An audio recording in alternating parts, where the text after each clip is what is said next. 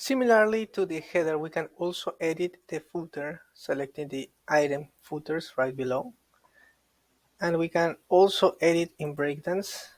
We can also do the same from the home page, or any page actually, and click open main footer, and it will open the same element. So let's open the structure panel again, and here we can see that the footer has several elements. First, we have a lead capture form, which is done with a heading and a form builder. You can just modify the content right here very easily. And actually, besides the content, you can modify the styles right here in the style tab, the typography, the font size, whatever. It's just a regular heading. And then here, the form builder, this is designed only to capture the for newsletter, right? This is a newsletter capture, so it only includes first name, last name, and email. You can modify the form setting, all the form styles. Here, this is a regular form builder for breakdowns. It has all of the configurations. You can adapt the colors right here, right? You can select different colors for the fields and select different colors for the placeholders as well, and also the typography. Like for example, this is the placeholder, but then the typography is a certain color. You can change that color here in values. You can select, like for example, the purple or white, right? Just to be able to see. And also you can modify the submit button, the styles of them. Several different styles that you can choose, right? I'm just fooling around to show you how it changes.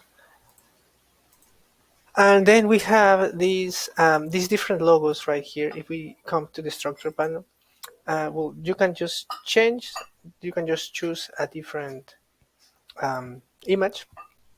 It opens a media library where you can just upload any image that you need. Or you can also just, if you don't need them, you can just delete them right here, right? And we would still keep this space for some of the other logos. If you have only one or two to show, you can just delete the ones you don't need, and you would keep the space anyway, so it won't really affect design. And then you can here change the phone and change the email, right, of the contact information. Then let's jump here into these menus that are really buttons, and so each individual link has well, you can control it individually. You can both control the um, styles or the information. So this is to have better control over the elements. Then we have these buttons right here that, well, they work like regular buttons. We can modify the text, the link, and then this is, for example, a custom button, one of the few custom buttons that we have in the template, and you can just modify the different colors or anything. Or, for example, make it the style of the secondary button is just at one click away, right? Or you can just change it as you prefer. And then we have um, the side credit. Um, so in order to modify, for example, the ORCID text, it's a little bit complex because it's using the current date. So you don't need to come and update every year. Like for example, in 2025 or 2026, you don't need to come and manually update anything. It will do it automatically.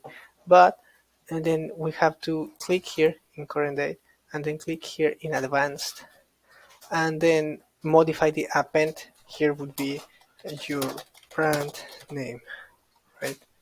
Oops, I had all caps. Let me fix that.